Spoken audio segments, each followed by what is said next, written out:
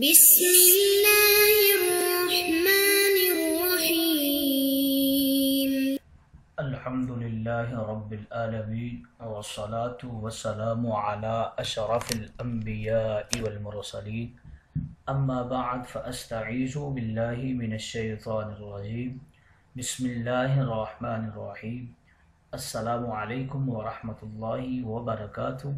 عزیز طلبہ کرام، امید کرتا ہوں احباب خیر سے ہوں گے۔ انشاءاللہ آج ہم تفسیر جلالین کے درس نمبر 346 میں سپارہ نمبر 20 سے سورہ قصص کی منتخب کردہ آیت 56 کو پڑھنے کی سعادت حاصل کریں گے، جس میں کلام باری تعالی و کلام مفسر کا ترجمہ ہوگا۔ کلام مفسر کی تشریح و توضیح کی سعادت حاصل کریں گے اور ساتھ ساتھ ترکیبی و تفسیری اغراض و فوائد کو ذکر کرنے کی کوشش کریں گے۔ تو آئیے طلبہ کرام بلا تاخیر بڑھتے ہیں اپنے آج کے درس کی طرف۔ بسم اللہ الرحمن الرحیم۔ رب تعالی نے ارشاد فرمایا، اِنَّكَ لَا تَهْدِي مَنْ أَحْبَبْتَ وَلَكِنَّ اللَّهَ يَهْدِي مَن يَشَاءُ وَهُوَ أَعْلَمُ بِالْمُهْتَدِينَ۔ یہ آیت مقدسہ حضور علیہ السلام کے اپنے چچا ابو طالب کے ایمان پر زیادہ حریص ہونے کے بارے میں نازل ہوئی۔ رب تعالی نے ارشاد فرمایا، اِنَّكَ لَا تَهْدِي مَنْ أَحْبَبْتَ، آپ جس کو چاہیں ہدایت نہیں کر سکتے، وَلَكِنَّ اللَّهَ يَهْدِي مَن يَشَاءُ، بلکہ اللہ جس کو چاہے ہدایت کر دیتا ہے، وَهُوَ أَعْلَمُ بِالْمُهْتَدِينَ، ہدایت پانے والوں کا علم اسی کو ہے۔ آئیے طلبہ کرام ترجمہ کے بعد بڑھتے ہیں آج کے درس کی تشریح و توضیح کی طرف۔ رب تعالیٰ نے فرمایا کہ آپ جس کو پسند کریں اس کو ہدایت یافتہ نہیں بنا سکتے، لیکن اللہ جس کو چاہے اس کو ہدایت یافتہ بنا دیتا ہے۔ مسئلہ ایمان ابی طالب میں مفسرین کرام، علماء کرام، محدثین کرام کا کثیر اختلاف ہے۔ علامہ ابو عبداللہ محمد بن احمد مالکی قرطبی لکھتے ہیں کہ مسلمانوں کا اجماع ہے کہ یہ آیت مقدسہ ابو طالب کے متعلق نازل ہوئی ہے۔ اس کے متعلق حدیث میں ہے، سعید بن مسیب رضی اللہ تعالی عنہ اپنے والد سے بیان کرتے ہیں کہ جب ابو طالب کی وفات کا وقت آیا تو رسول اللہ اس کے پاس تشریف لے گئے۔ آپ نے ان کے پاس ابو جہل اور عبداللہ بن امیہ بن مغیرہ کو پایا۔ آپ نے فرمایا، اے چچا کہیے لا الہ الا اللہ، میں اس کلمہ کی وجہ سے اللہ کے پاس آپ کی شفاعت کروں گا۔ تو ابو جہل اور عبداللہ بن ابی امیہ نے کہا، کیا تم عبد المطلب کی ملت سے اعراض کرو گے؟ اور رسول اللہ ان پر مسلسل کلمہ توحید پیش کرتے رہے اور وہ دونوں اپنی بات دہراتے رہے، حتیٰ کہ ابو طالب نے آخر میں یہ کہا کہ وہ عبد المطلب کی ملت پر ہے اور لا الہ الا اللہ پڑھنے سے انکار کر دیا۔ اور رسول اللہ نے فرمایا، اللہ کی قسم میں تمہارے لیے اس وقت تک استغفار کرتا رہوں گا جب تک کہ مجھے اس سے منع نہ کر دیا جائے۔ پھر آیت مقدسہ نازل ہوئی، ما کان للنبی والذین آمنوا ان یستغفروا للمشرکین، نبی کے لیے اور مومنین کے لیے یہ جائز نہیں ہے کہ وہ مشرکین کے لیے استغفار کریں۔ اور اللہ رب العزت نے ابو طالب کے لیے یہ آیت مقدسہ نازل فرمائی اور رسول اللہ سے فرمایا، انک لا تہدی من احببت وَلَكِنَّ اللَّهَ يَهْدِي مَن يَشَاءُ، بے شک آپ جس کو پسند کریں اس کو ہدایت یافتہ نہیں بنا سکتے، لیکن اللہ جس کو چاہے ہدایت یافتہ بنا دیتا ہے۔ حضرت ابو ہریرہ بیان کرتے ہیں، رسول اللہ نے اپنے چچا سے فرمایا، آپ کہیے لا الہ الا اللہ، قیامت کے دن اس کلمہ کی وجہ سے میں آپ کے حق میں شہادت دوں گا۔ ابو طالب نے کہا اگر قریش مجھے آر نہ دلاتے اور یہ نہ کہتے کہ موت کی گھبراہٹ میں انہوں نے کلمہ توحید پڑھ لیا تو میں یہ کلمہ پڑھ کے تمہاری آنکھوں کو ٹھنڈا کر دیتا۔ تب اللہ رب العزت نے یہ آیت مقدسہ نازل فرمائی تھی۔ مفسرین اہل سنت کی کچھ تصریحات ہیں ابو طالب کے ایمان کے متعلق۔ زجاج نے کہا ہے کہ مسلمانوں کا اجماع ہے کہ یہ آیت ابو طالب کے متعلق نازل ہوئی ہے، کیونکہ ابو طالب نے اپنی موت کے وقت کہا اے بنو عبد مناف کی جماعت، محمد کی اطاعت کرو اور ان کی تصدیق کرو، تم کو فلاح اور رشد و ہدایت حاصل ہوگی۔ تب رسول اللہ نے فرمایا اے میرے چچا، آپ لوگوں کو نصیحت کر رہے ہیں اور خود اس نصیحت پر عمل نہیں کر رہے۔ ابو طالب نے پوچھا اے بھتیجے تم کیا چاہتے ہو؟ آپ نے فرمایا یہ دنیا میں آپ کا آخری دن ہے، آپ کلمہ توحید پڑھیے لا الہ الا اللہ، میں اللہ کے پاس قیامت کے دن آپ کے حق میں گواہی دوں گا۔ ابو طالب نے کہا اے بھتیجے میں جانتا ہوں کہ تم سچے ہو، لیکن میں اس کو ناپسند کرتا ہوں کہ یہ کہا جائے کہ یہ موت سے گھبرا گیا۔ اگر یہ بات نہ ہوتی کہ میرے بعد میری مذمت کی جائے تو میں یہ کلمہ پڑھ کے تمہاری آنکھوں کو ٹھنڈا کر دیتا اور تم سے فراق کے وقت یہ کلمہ پڑھ لیتا، کیونکہ مجھے تمہاری خیر خواہی کی شدت کا علم ہے، لیکن میں ان قریب عبد المطلب، ہاشم اور عبد مناف کی ملت پر مروں گا۔ ابو طالب نے آپ کے جن اجداد عبد المطلب، ہاشم اور عبد مناف کا ذکر کیا یہ سب موحد تھے اور ملت ابراہیم پر تھے، ورنہ ان کا زمانہ فطرت میں فوت ہونا یقینی ہے۔ اس کے برخلاف ابو طالب نے آپ کی شریعت کا زمانہ پایا اور ایمان نہیں لائے۔ قاضی عبداللہ بن عمر بیضاوی شافعی لکھتے ہیں جمہور کے نزدیک یہ آیت مقدسہ اس وقت نازل ہوئی جب ابو طالب پر موت کا وقت آیا تو رسول اللہ نے فرمایا اے میرے چچا لا الہ پڑھیے، میں اس کلمہ کی وجہ سے آپ کی شفاعت کروں گا۔ ابو طالب نے کہا آپ سچے ہیں، مجھے علم ہے، لیکن میں اس کو ناپسند کرتا ہوں کہ یہ کہا جائے کہ ابو طالب موت سے گھبرا گیا۔ ابو طالب کے ایمان کے متعلق مفسرین اہل تشیع اپنی تصریحات کچھ یوں پیش کرتے ہیں۔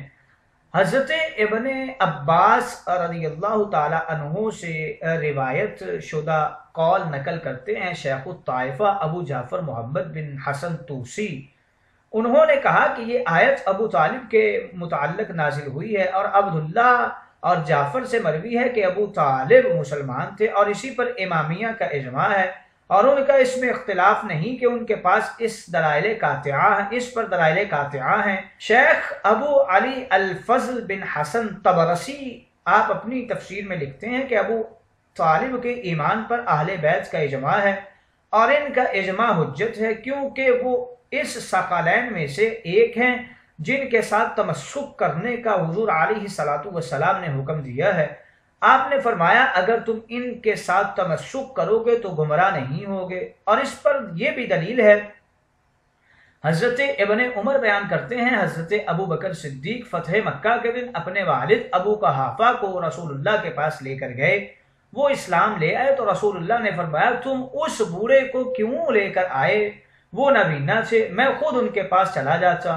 حضرت ابو بکر نے کہا میرا ارادہ تھا اللہ ان کو اجر عطا فرمائے گا، اور اس ذات کی قسم جس نے آپ کو حق کے ساتھ بھیجا ہے، مجھے اپنے باپ کے اسلام لانے سے زیادہ خوشی ابو طالب کے اسلام لانے سے ہوئی تھی، جس کے اسلام لانے سے آپ کی آنکھیں ٹھنڈی ہوئی تھی۔ نبی کریم نے فرمایا تم نے سچ کہا، اور ابو طالب کے وہ اقوال اور اشعار جس سے ان کے اسلام کا پتہ چلتا ہے بہت زیادہ ہیں۔ ان شعروں کو ذکر کرتے ہیں علم تعلموا انا وجدنا محمد نبی کموسیٰ خط فی اول الکتاب، کیا تم کو معلوم نہیں ہم نے محمد کو موسیٰ کی طرح نبی پایا، ان کا ذکر پہلی کتابوں میں لکھا ہوا ہے۔ الا ان احمد قد جاءہم بحق ولم یأتہم بالکذب، سنو بے شک احمد ان کے پاس حق لے کر آئے ہیں اور وہ جھوٹ نہیں لائے۔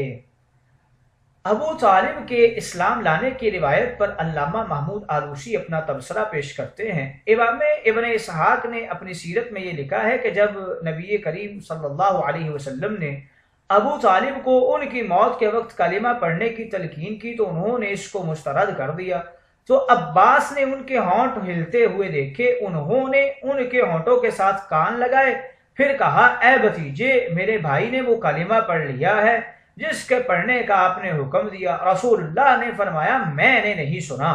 علماء اہل تشیع نے اس روایت سے ابو طالب کے اسلام پر استدلال کیا ہے اور ابو طالب کے ان اشعار سے استدلال کیا ہے جن میں انہوں نے کہا کہ حضور علیہ الصلاۃ والسلام جو لے کر آئے ہیں وہ حق ہے، اور ان کی حضور پر جو بہت زیادہ شفقت تھی اور آپ کی موت تک مدد کرتے رہے آپ صلی اللہ علیہ وسلم کی، یہ بات ان کے گھر والوں سے مروی ہے اور ان کے متعلق ان کے گھر والے ہی زیادہ جانتے ہیں۔ شیعہ نے جو دلیل قائم کی ہے اور ابو طالب کے جو اشعار منقول ہیں، اول تو ان کی سند منقطع ہے اور اس کے علاوہ ان اشعار میں توحید اور رسالت کی شہادت نہیں ہے اور ایمان مدار اس شہادت پر ہے، اور باقی رہا ان کی حضور کے ساتھ شفقت اور ان کی نصرت، تو اس کا کوئی منکر نہیں۔ اور ابو طالب کے ایمان پر جو شیعہ روایات ہیں وہ تار عنکبوت سے بھی زیادہ کمزور ہیں۔ ہاں، مومنین پر لازم ہے کہ وہ ابو طالب کے معاملہ کو اس طرح قرار نہ دیں جس طرح ابو جہل اور اس قسم کے باقی کافروں کے معاملہ کو قرار دیتے ہیں، کیونکہ ابو طالب کو ان پر فضیلت ہے، وہ نبی کریم کے ساتھ نیک سلوک کرتے تھے۔ احادیث میں ہے کہ ابو طالب کی ان نیکیوں کی وجہ سے ان کو آخرت میں نفع پہنچے گا، تو دنیا میں ان کو کم از کم اتنا تو نفع پہنچنا چاہیے کہ ان پر عام کافروں کی طرح لعن طعن نہ کی جائے۔ اس آیت مقدسہ کے اوپر ایک اعتراض یہ بھی ہوتا ہے کہ اس آیت میں اللہ رب العزت نے نبی کریم کے ہدایت دینے کی نفی کی ہے، کیونکہ اللہ نے فرمایا انک لا تہدی من احببت ولکن اللہ یہدی من یشاء، اور دوسری آیت میں فرمایا انک لتہدی الی صراط مستقیم۔ بظاہر ان دونوں آیتوں میں تعارض ہے۔ اس میں کچھ اقوال کرتے ہیں کہ ہدایت دینے کے ثبوت کا معنی یہ ہے کہ آپ لوگوں کو اسلام اور صراط مستقیم کی دعوت دیتے ہیں، اور اس کی نفی کا معنی یہ ہے کہ آپ کسی کو مسلمان نہیں بناتے اور اس کو صراط مستقیم کی توفیق نہیں دیتے، یہ تو صرف اللہ کا کام ہے۔ دوسرا قول اس میں یہ کرتے ہیں کہ نفی کا محمل یہ ہے کہ آپ کسی کے دل میں ہدایت پیدا نہیں کرتے، اور ثبوت کا محمل یہ ہے کہ آپ اللہ کی پیدا کی ہوئی ہدایت کو نافذ کرتے ہیں۔ تیسرا قول یہ کرتے ہیں کہ آپ خلقن ہدایت نہیں دیتے اور کسبن ہدایت دیتے ہیں۔ چوتھا قول یہ کرتے ہیں کہ آپ حقیقتاً ہدایت نہیں دیتے اور ظاہراً ہدایت دیتے ہیں۔ پانچواں قول یہ کرتے ہیں کہ آپ وعظ اور تبلیغ کے ذریعے ہدایت دیتے ہیں اور اس کا اثر اللہ رب العزت پیدا کرتا ہے۔ چھواں قول یہ کرتے ہیں کہ اللہ تعالیٰ عالم الغیب ہے، اس کو علم ہے کس کا دل ہدایت قبول کرتا ہے اور کس کا دل ہدایت قبول کرنے کے قابل نہیں ہے، کس کو ہدایت دینی ہے کس کو نہیں دینی۔ اس کے برخلاف آپ عالم الغیب نہیں ہیں، آپ ہر ایک کو وعظ اور تبلیغ کریں گے، خواہ اس کے دل پر مہر لگی ہو یا نہ لگی ہو۔ آئیے طلبہ کرام، تشریح و توضیح کے بعد بڑھتے ہیں اغراض و فوائد کی طرف۔ انک لا تہدی من احببت کے حوالے سے بتا رہے ہیں کہ اس میں ایصال الی المطلوب کی نفی ہے، نہ کہ اراءۃ الطریق کی، لہذا اس قول اور انک لتہدی الی صراط مستقیم، ان دونوں اقوال میں کوئی تعارض نہیں ہے۔ ہدایت کے دو معنی اکثر کیے جاتے ہیں، ایک ایصال الی المطلوب اور ایک اراءۃ الطریق۔ ایصال الی المطلوب یہ ہوتا ہے کہ کسی کو ہاتھ سے پکڑ کر اس کی منزل پہ پہنچا دینا، اور اراءۃ الطریق یہ ہوتا ہے کہ منزل تک نہ پہنچانا بلکہ رستہ بتا دینا، بھئی یہ رستہ اس منزل کی طرف جاتا ہے، اب اس کے دل میں آئے تو رستے پر چل کے منزل پر پہنچ جائے، اور اگر دل میں نہ آئے تو رستے کو ترک کر کے اپنی منزل سے بھٹک جائے اور اس سے کھو دے۔